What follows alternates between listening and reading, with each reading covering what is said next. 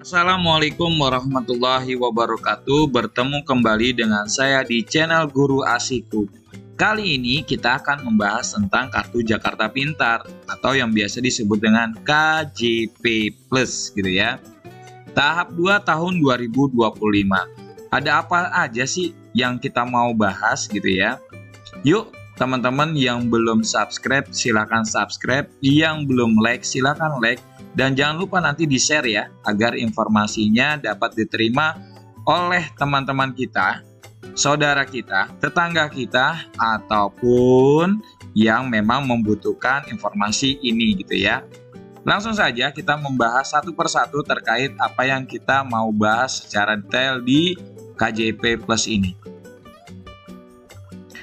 Yang pertama, dasar hukumnya. Dasar hukum yaitu mengacu kepada Pergub nomor 110 tahun 2021 tentang bantuan sosial biaya pendidikan. Adapun persyaratannya penerima yang pertama, persyaratan umum. 1. Murid dengan usia 6 sampai 21 tahun. Gitu ya. Yang kedua, terdaftar sebagai murid pada satuan pendidikan di negeri maupun swasta untuk di wilayah DKI Jakarta. Yang ketiga, memiliki NIK sebagai penduduk DKI Jakarta dan berdomisili di DKI Jakarta. Yang keempat, memenuhi kriteria khusus sebagai penerima bantuan sosial. Selanjutnya adalah persyaratan khusus. Yang pertama, terdaftar dalam DTKS. Teman-teman tahu nggak sih DTKS itu apa? DTKS itu singkatan dari Data Terpadu Kesejahteraan Sosial. Ini adalah basis data yang berisi informasi mengenai kondisi sosial dan ekonomi masyarakat, terutama mereka yang termasuk dalam kategori keluarga miskin dan rentan, gitu ya. Terus yang kedua adalah anak panti sosial berdasarkan SK Kepala Dinas Sosial. Yang ketiga, anak penyandang disabilitas dan anak dari penyandang disabilitas yang terdaftar dalam DTKS. Lanjut ya. Nah, di sini teman-teman, besaran dana KJP Plus yang akan diterima bila putra-putri teman-teman mendapatkannya. Gitu ya. Yang pertama, untuk jenjang SD atau MI atau SDLB gitu ya. Sekolah madrasah negeri biaya personal per bulannya adalah Rp250.000. Dan untuk madrasah swasta atau sekolah swasta gitu ya, biaya personal per bulannya adalah Rp200.000.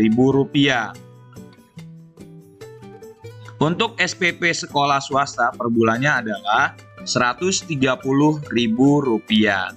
Sedangkan untuk SMP atau MTS atau SMPLB, biaya personal per bulannya baik negeri maupun swasta adalah Rp300.000. Sedangkan untuk SPP sekolah swasta per bulannya adalah Rp170.000. Lanjut kepada jenjang SMA atau MA atau SMALB, baik sekolah negeri maupun sekolah swasta gitu ya. Biaya personal per bulannya adalah Rp420.000. Dan SPP sekolah swasta per bulannya adalah Rp290.000. Sedangkan untuk SMK, biaya personal per bulannya baik sekolah madrasah negeri maupun sekolah madrasah swasta yaitu adalah Rp450.000. Sedangkan untuk SPP sekolah swasta per bulannya adalah Rp240.000. Dilanjut dengan PKBM, yaitu adalah Pusat Kegiatan Belajar Masyarakat atau yang dikenal dengan masyarakat yaitu paket A, paket B, dan paket C. Di sini adalah untuk sekolah madrasahnya negeri maupun swasta gitu ya. Biaya personal per bulannya adalah Rp300.000. Dan yang terakhir adalah LKP, yaitu Lembaga Kursus Pelatihan. Sekolah madrasah negeri atau sekolah madrasah swasta gitu ya, mendapatkan personal per bulannya yaitu Rp1.800.000 per semester. Gitu ya. Lanjut ke sekolah atau madrasah swasta peserta SPMB bersama. Yang kemarin ya.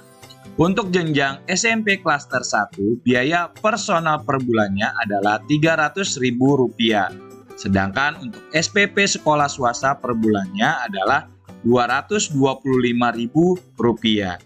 Untuk SMP klaster 2, biaya personal per bulannya adalah Rp300.000. Sedangkan untuk SPP sekolah swasta per bulannya adalah Rp350.000.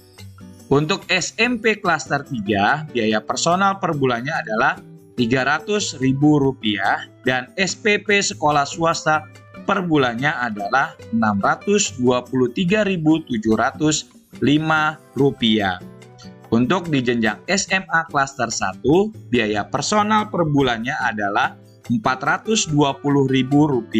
Sedangkan untuk SPP sekolah swasta per bulannya adalah Rp620.000. Untuk jenjang SMA klaster 2, biaya personal per bulannya adalah Rp420.000. Untuk SPP sekolah swasta per bulannya adalah Rp920.000.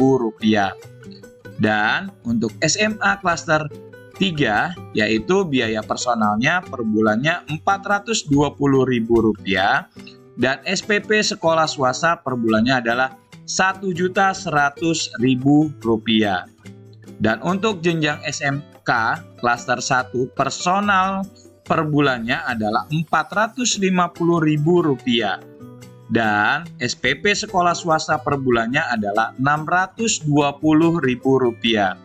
Untuk SMK klaster 2, biaya personal per bulannya adalah Rp450.000 dan untuk SPP sekolah swasta per bulannya adalah Rp920.000. Dan terakhir untuk SMK klaster 3, biaya personal per bulannya adalah Rp450.000. Sedangkan untuk SPP sekolah swasta per bulannya adalah Rp1.100.000. Di sini memiliki catatan. Murid pada sekolah rakyat dan sekolah gratis dapat mengajukan KJP+, tetapi hanya mendapatkan bantuan personal.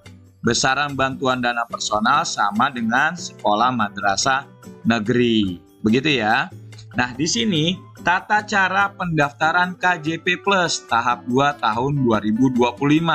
Yang pertama, orang tua atau wali murid datang ke sekolah pada saat pendaftaran KJP+ tahap 2 tahun 2025. Yang kedua, orang tua wali murid membawa dokumen persyaratan pendaftaran KJP+. Yang pertama, format standar disediakan di sekolah. Jadi Bapak Ibu untuk poin pertama nanti disediakan di sekolah. Yang kedua, surat pernyataan ketaatan menggunakan dana KJP+ sesuai ketentuan atau format standar disediakan di sekolah juga. Nah, nanti yang Bapak Ibu bawa dari rumah yaitu adalah yang ketiga, yaitu fotokopi kartu keluarga. Dan yang keempat adalah fotokopi KTP orang tua atau wali murid. Nah, di sini memiliki timeline. Pendaftaran KJP+ tahap 2 tahun 2025.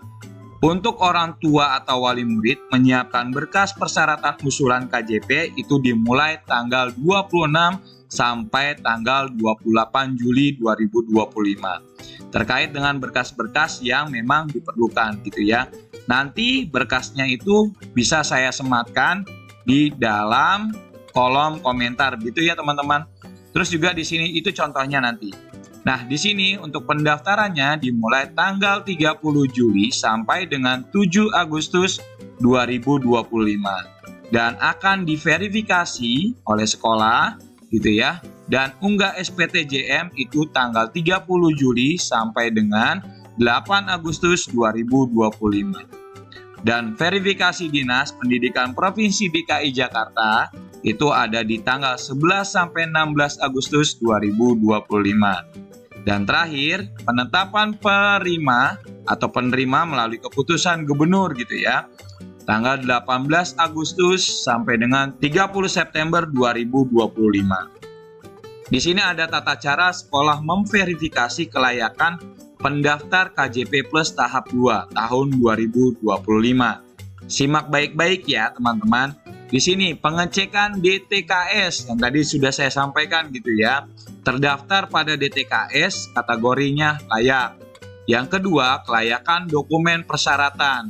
Nah, di sini nanti ada verifikasi kelengkapan dokumen usulan. Yang pertama, tersedia dan lengkap. Isinya adalah surat permohonan kepada gubernur.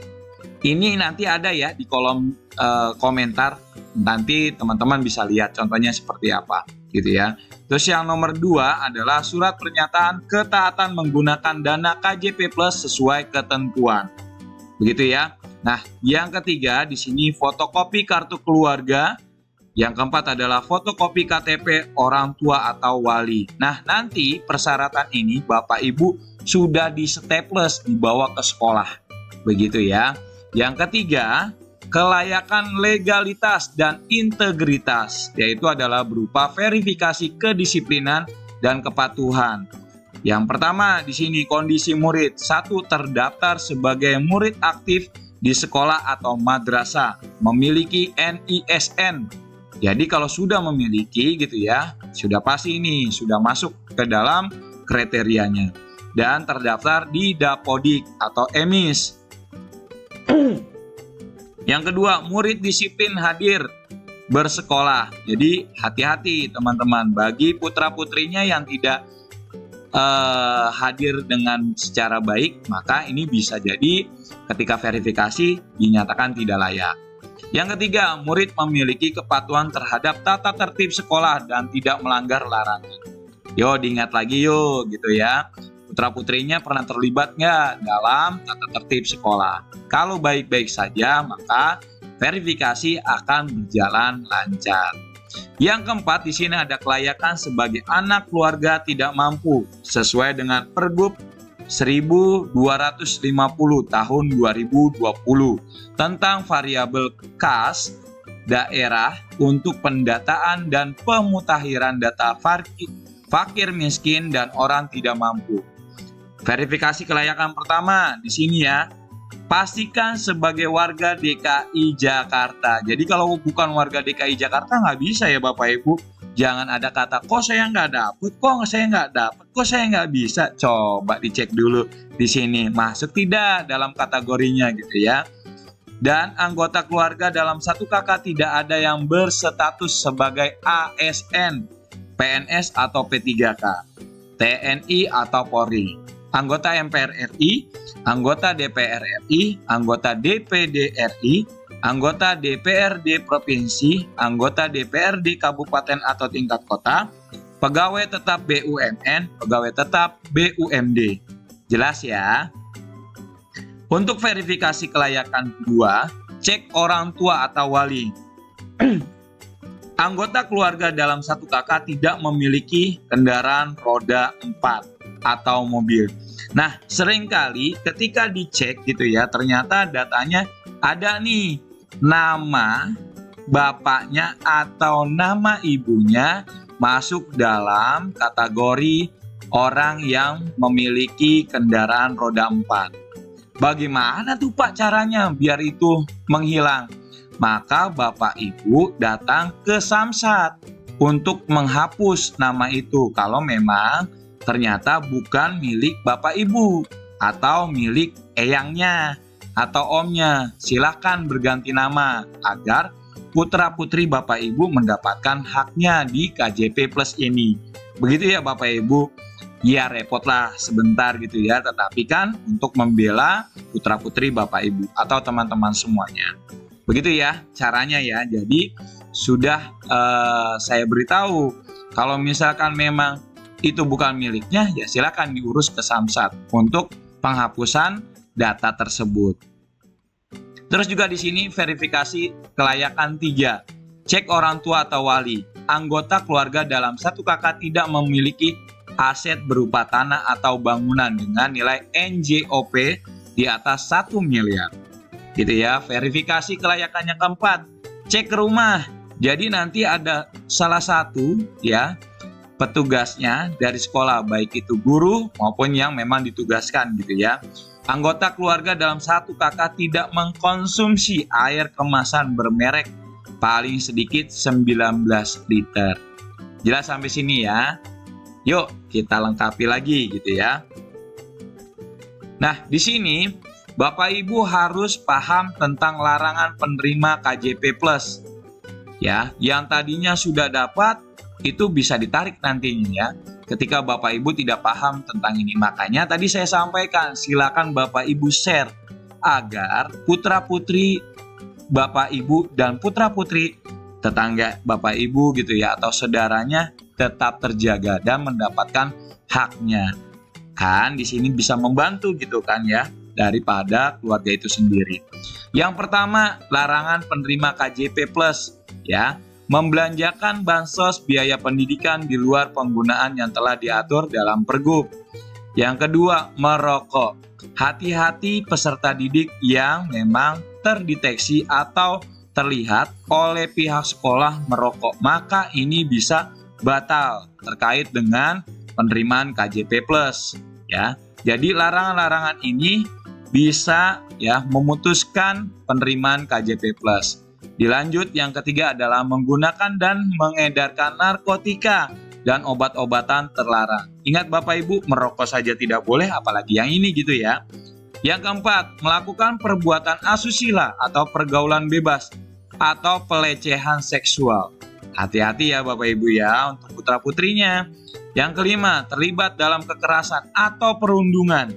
Ingatkan sekali lagi Bapak Ibu kepada putra-putrinya agar selalu berbuat yang baik. Agar kebaikan itu pun bisa diterima untuk putra-putri Bapak Ibu juga. Gitu ya Bapak Ibu. Jangan terlibat terkait dengan pembulian atau perundungan di sini ya atau kekerasan gitu ya. Dan yang keenam adalah terlibat tawuran. Diingatkan kembali Bapak Ibu ya, ketika sudah pulang langsung ke rumah, tidak lagi untuk nongkrong-nongkrong, dikhawatirkan terjadinya tawuran.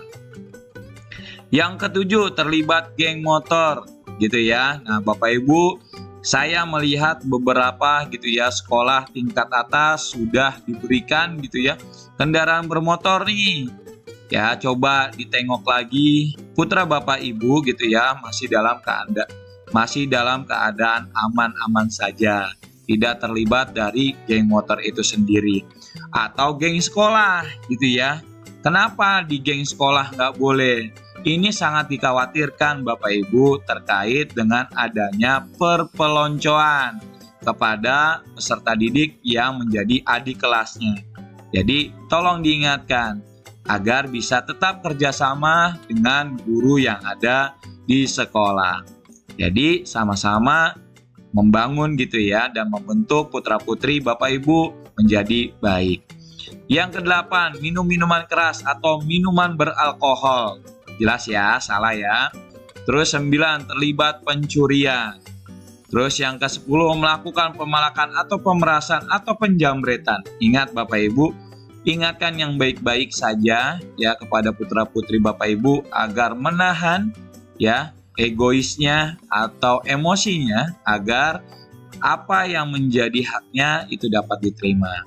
Terus yang 11 adalah terlibat perkelahian.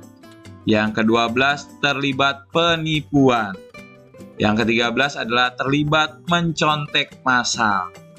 Sekali lagi, dana ini bisa Bapak Ibu gunakan untuk ya putra-putri Bapak Ibu bisa melakukan les gitu atau beli buku-buku bacaan yang memang terkait dengan pendidikan sehingga putra-putri Bapak Ibu memiliki wawasan yang jauh gitu ya. Terus nomor 14, membocorkan soal atau kunci jawaban. Jadi kalau misalkan di kelas ini sudah melakukan tes, jangan sekali-kali ya putra-putri Bapak Ibu terlibat dalam membocorkan soal atau kunci jawaban untuk kelas yang berikutnya. Yang 15, terlibat porno aksi atau pornografi. Gitu ya. Ini mohon dicek-cek lagi nih gitu untuk handphonenya gitu ya. Karena ada hak Bapak Ibu juga agar semuanya dalam keadaan aman. Terus di sini menyebar nomor 16. Nomor 16 menyebarluaskan gambar tidak senonoh, baik secara konvensional maupun melalui media daring. Jelas ya di sini ya. 17. Membawa senjata tajam dan peralatan lain yang membahayakan. Kalau ke sekolah kan membawanya adalah buku pelajaran ya Bapak Ibu, tidak membawa celurit, samurai gitu kan ya. Nah ini dia ya Bapak Ibu, tolong dicek kembali. 18. Sering bolos sekolah minimal 4 kali dalam 1 bulan. Nah kalau misalkan di hari Senin dia bolos, di hari Jumat dia bolos lewat panggilan guru BK-nya, maka bisa jadi ini penerimaan KJP-nya diputus. Terus yang 19. Sering terlambat tiba di sekolah berturut-turut atau tidak berturut-turut minimal 6 kali dalam 1 bulan. Jelas ya Bapak Ibu ya, ternyata di bulan ini terlambat mulu. Ini pun penerimaan KJP plusnya bisa akan ditarik kembali. 20. Menggandakan. Jelas salah ya, menggandakan gitu ya. Atau menjaminkan, jelas salah juga. Bansos biaya pendidikan dan atau buku tabungan kepada pihak manapun dan dalam bentuk apapun. Nggak boleh ya Bapak Ibu ya. Nomor 21. Menghabiskan bansos biaya pendidikan untuk belanja penggunaan yang tidak secara nyata dibutuhkan. Gitu ya. Terus yang nomor 22. Meminjamkan bansos biaya pendidikan kepada pihak manapun. Nggak usah ya Bapak Ibu, orang Bapak Ibu aja butuh gitu ya, ngapain juga dipinjamkan gitu. Nomor 23 yaitu melakukan perbuatan yang melanggar peraturan tata tertib sekolah atau peraturan sekolah. Ingat lagi Bapak Ibu, setiap pulang sekolah putra putri Bapak Ibu boleh ditanya, karena memang itu anaknya kan gitu ya, sudah berbuat baik apa di sekolah, sehingga pertanyaan itu pun akan menjadi stimulus gitu ya untuk putra-putri Bapak Ibu berbuat baik di sekolah. Sanksinya dalam larangan ini dari 1 sampai nomor 23 adalah penarikan dana KJP Plus dan penghentian KJP Plus sesuai dengan rekomendasi yang diberikan oleh satuan pendidikan. Di sini dia, laman pendaftaran KJP Plus dan BPMS gitu ya, bisa melalui webnya https gitu ya /edu.jakarta.go.id gitu ya. Dapat diakses untuk uji coba pada tanggal 25 sampai dengan 29 Juli 2025. Terus di sini operator sekolah atau madrasah dapat mencoba mengakses menu-menu yang ada pada halaman http://edu.jakarta.go.id gitu ya, kecuali menu pendaftaran itu nggak bisa. Sekali lagi, ayo siapa yang belum subscribe silakan subscribe ya. Bila channel ini ya sangat membantu, sangat bermanfaat gitu ya, silakan di subscribe dan di like, dan jangan lupa di share agar kita mendapatkan keberkahannya bersama-sama. Saya undur diri, bila terjadi kesalahan atau pengucapan saya mohon maaf. Saya pamit. Assalamualaikum warahmatullahi wabarakatuh.